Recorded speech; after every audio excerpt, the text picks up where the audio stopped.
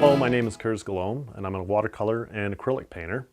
One of my specialties is painting watercolors on watercolor board or illustration board and then varnishing them so that there's no need for glass.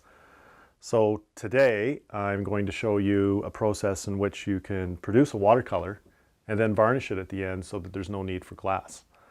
I'm going to run through the materials that I use, from the paints that I prefer to use to masking fluid, things like salt, even my brushes, and some of the special tools that I've developed, like basically a stick that I've sharpened or a hake brush, how I use all these tools to produce various textures and effects in a painting.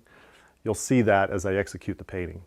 When I look at this, the first impressions, what really knocked my socks off was the fact that we had this light snow contrasted up against this dark passage of water and the reflection of the snow in the water. Very entertaining.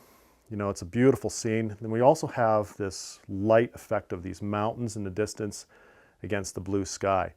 So I always look for light and dark contrast. Now, because I know later on the plan is to have quite a bit of color in these willow trees that are kind of in this mid-ground, I know that I'm going to be introducing a lot of color with those. So I'm going to take this permanent rose color, which is that color that I mentioned earlier that's very pink.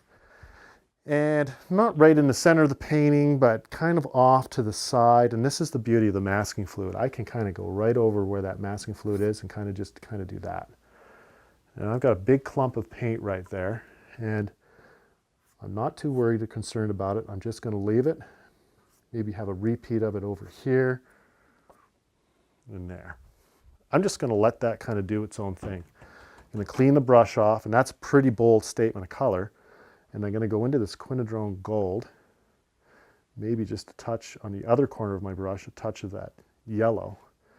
And off center, kind of over here, just run that down. Maybe some there too. And some there. Quite a bit of bold color.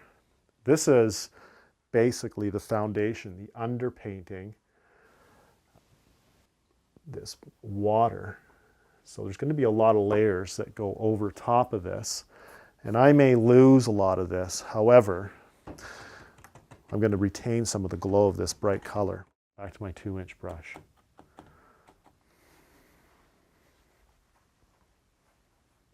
A little more water on the brush now, and I'm just going to lightly go over this and let it kind of do its thing. This is pretty dry. So what I need to do here is kind of just get a whole whack of water, a bunch of water on this brush, and really kind of wet it down so that this starts to really flow. And I'm leaving some spaces, like this is dry.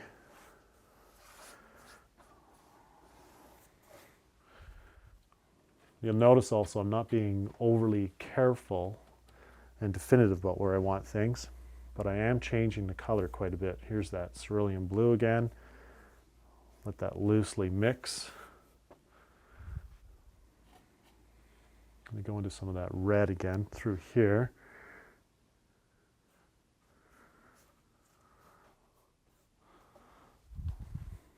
That's really quite bold. As bold as that looks, I'm going to leave it because I can always go back and tone it down and cover it with a darker color. But for now, I'm going to leave it.